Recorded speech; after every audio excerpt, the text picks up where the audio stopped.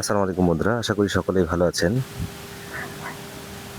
বর্ষায় আনার গাছের একটি কমন সমস্যা, তা হচ্ছে ছত্রাকনাশক স্প্রে করার পরেও দেখা যাচ্ছে যে আনার পচে যাচ্ছে।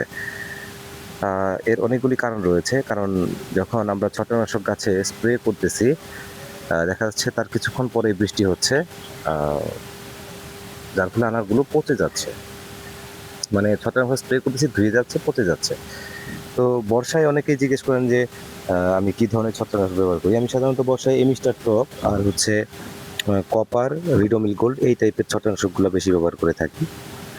তো আসলে ছত্রাকনাশক যেন ধুয়ে না যায়, তো তার জন্য আমরা এই যে দেখতে পাচ্ছেন একটা জিনিস, এটা হচ্ছে চার্জ এটা ব্যবহার করে থাকি। মিঠু করিম ভাই একবার ভিডিওতে দেখিয়েছিলেন যে হচ্ছে ছত্রাকনাশক, কীটনাশক গাছে স্প্রে করার সময় এটা দিয়ে দিলে এটা ভালো কাজ করে, সেটা আর ধুয়ে যায় না। তো সেক্ষেত্রে আপনারা যদি এইটা ব্যবহার করেন, আশা করি হচ্ছে আপনার ভালো রেজাল্ট দিবে। কারণ আমি নিজেও এটা ব্যবহার করেছি। অনেক ভালো কাজ করেছে। প্রতি লিটার পানিতে আপনারা ১ ফোঁটা করে দিবেন। আমি প্রতি লিটার পানিতে ১ ফোঁটা দিয়ে ব্যবহার করি। তো যার ফলে দেখা গেছে যে এটা ধুয়ে যায় না বৃষ্টি হওয়ার পরেও। তো গাছের পাতা এবং ফলের সাথে লেগে থাকে, ফলগুলো কম পচে।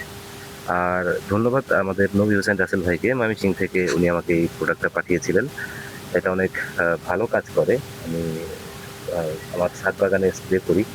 তো বর্ষায় গত থেকে এবছর আমার বাগানে অনেক আনার কম পচেছে। তো ভালো থাকবেন সবাই, সুস্থ থাকবেন। আসসালামু আলাইকুম।